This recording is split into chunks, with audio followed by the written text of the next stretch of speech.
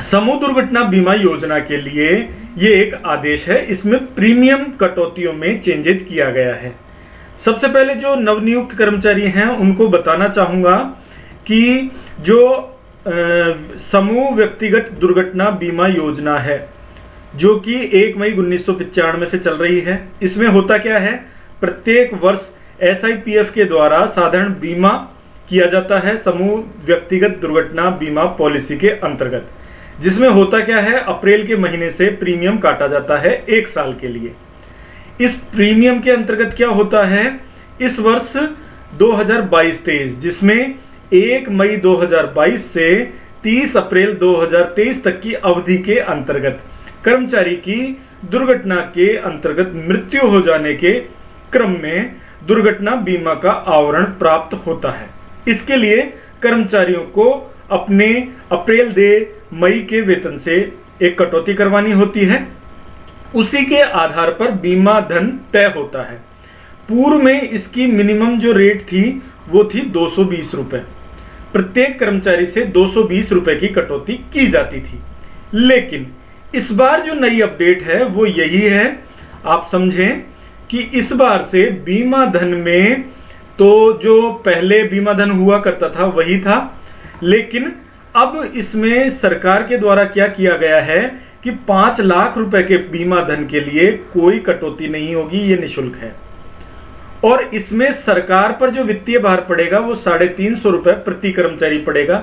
यानी कर्मचारियों के लिए भले ही ये निःशुल्क है, लेकिन सरकार के द्वारा इसके एवज में 350 रुपए प्रति कर्मचारी भुगतान किया जाएगा। वो सरकार के द्वारा वहन की जाने वाली राशि है। इसके आगे बढ़ते हैं। यदि 10 लाख का बीमा धन करवाना है तो कर्मचारी को 350 रुपए देने हैं और 350 रुपए सरकार पे करेगी, यानी कुल 700 रुपए खर्च होंगे। सर यदि 20 लाख का आप बीमा धन चयन करते हैं तो 1050 कर्मचारी को देने पड़ेंगे, 350 सरकार देगी, तो ये 1400 रुपए हो गए।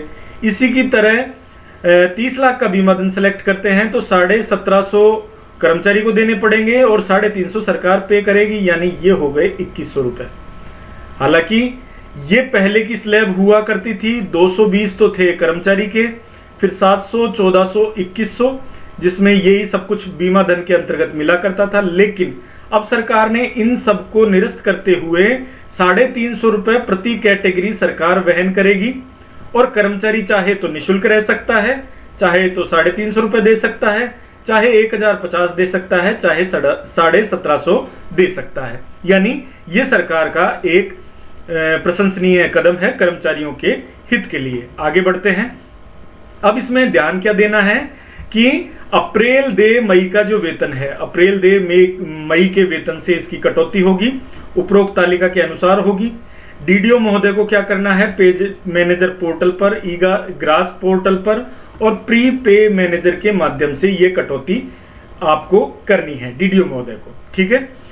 अब इसमें तीसरा बिंदु महत्वपूर्ण है, क्या है कि समस्त डीडीओ को करना क्या है कि उनके समस्त अधिकारी और कर्मचारियों से SIPF पोर्टल पर प्रस्ताव पत्र की पूर्ति कराया जाना आवश्यक है।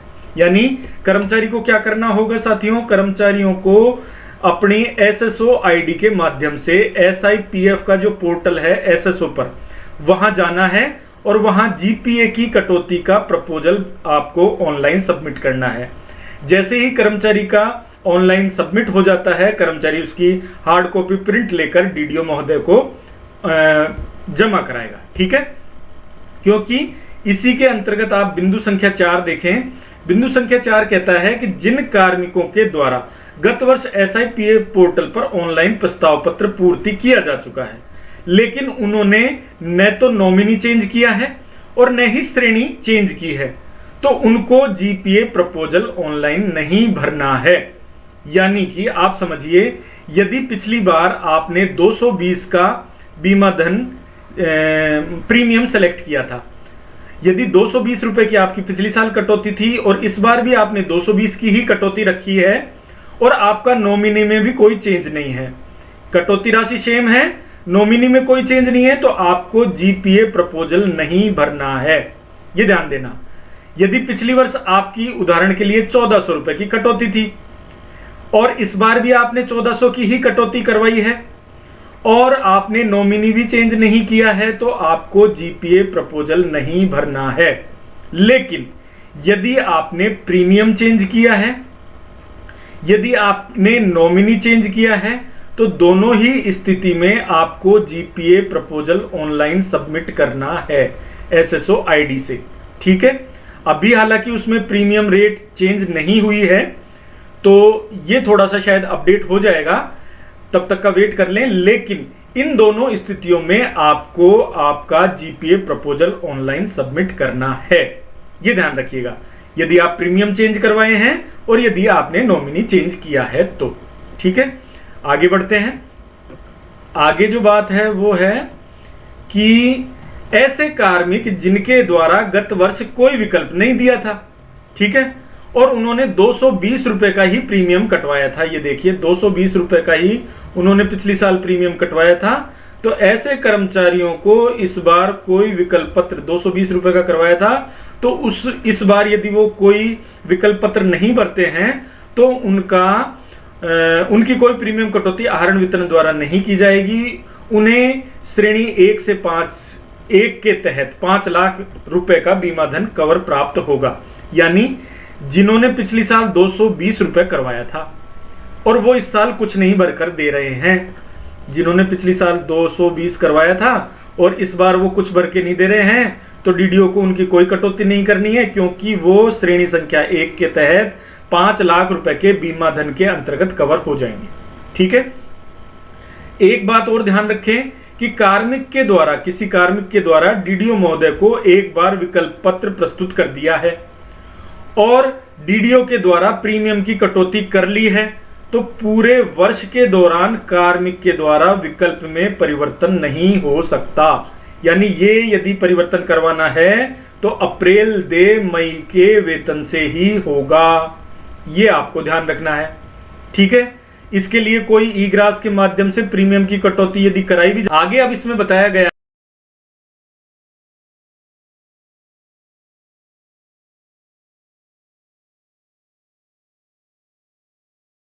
है कि 1/5/2022 के पश्चात यदि कोई कर्मचारी इसमें नियुक्त होता है, राजस्थान सरकार में नौकरी मिलती है, तो उनके रूप से ये अनिवार्य रूप से लागू होगी, यानी प्रोबेशन में भी आपकी कटौती होगी।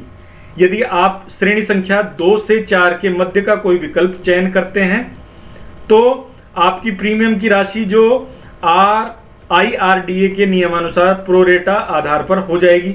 ठीक है, और यदि आप कोई विकल्प चयन नहीं करते हैं तो सरकार की तरफ से 350 रुपए के अंतर्गत आपका निःशुल्क 5 लाख रुपए का बीमा हो जाएगा। ठीक है, समस्त आहरण वितरण अधिकारी ये सुनिश्चित करेंगे कि किसी भी राज्य के कर्मचारी अधिकारी के माह अप्रैल के वेतन बिल को तैयार करते समय श्रेणी अनुसार आवश्यक प्रीमियम की कटौती कर ली गई हो। अधिकारियों कर्मचारियों का माह अप्रैल 22 का वेतन किसी कारण से यदि आहरित नहीं होता है तो ऐसे अधिकारी और कर्मचारी निजी स्तर पर बाद में क्या करेंगे, प्रीमियम राशि वो SIPF पोर्टल और ईग्रास पोर्टल के माध्यम से 31/5/22 से पूर्व साधारण बीमा निधि में जमा कराएंगे। यदि कोई प्रीमियम जमा नहीं होती है तो उनको श्रेणी संख्या 1 के अंतर्गत बीमित मान लिया जाएगा। यदि किसी कर्मचारी के वेतन से यदि कोई कटौती नहीं होती है, उनका वेतन नहीं बनता है, तो 31/5 तक तो उनके पास मौका रहेगा अपना प्रीमियम SIPF पोर्टल और ईग्रास पोर्टल के माध्यम से जमा कराने का। ठीक है, और यदि वो ऐसा कुछ नहीं करते हैं तो उनको 5 लाख रुपए के बीमा धन के अंतर्गत कवर कर लिया जाएगा। ठीक है, पुलिस विभाग के द्वारा वर्दीधारी अधिकारियों कर्मचारियों भुगतान राज्य सरकार द्वारा किया जाता है, इसलिए उनके लिए यह योजना लागू नहीं होगी। ठीक है, लेकिन अंतर्गत प्रोबेशनर ट्रेनीज पर यह लागू होगा, ये जरूर ध्यान देने वाली बात है। तो अब डीडीओ महोदय से निवेदन है कि यदि उन्होंने बिल प्रोसेस कर दिए हैं तो डीडीओ महोदय को क्या करना है, बिल को रिवर्ट करवाना है। बिल रिवर्ट होगा, कैंसिल होगा। और एम्प्लॉय को क्या करना है, एम्प्लॉय को यह देखना है कि यदि उनका प्रीमियम चेंज हुआ था या उनका नॉमिनी चेंज हुआ था, तो दोनों स्थिति में ऑनलाइन जीपीए सबमिट करना है। यदि आपका प्रीमियम पिछले साल भी 1400 था और इस बार भी टोटल यदि आपका 1400 बन रहा है, 1050 आपका और 350 सरकार का, तो आपको कोई कुछ चेंजेस नहीं करना है। पिछले साल 2100 का था, 1750 सरकार के थे हैं और 350 सरकार के हैं, 1750 कर्मचारी के हैं, टोटल 2100। और पिछले साल भी यदि 2100 की प्रीमियम थी तो भी आपको कोई चेंजेस नहीं करना है। ठीक है, निश्चित रूप से वीडियो आपके काम आएगा, ध्यान से देखें और अपने साथियों को भेजकर शेयर करके उनको भी समझाएं। ठीक है साथियों, मिलते हैं अगले वीडियो में, तब तक के लिए नमस्कार।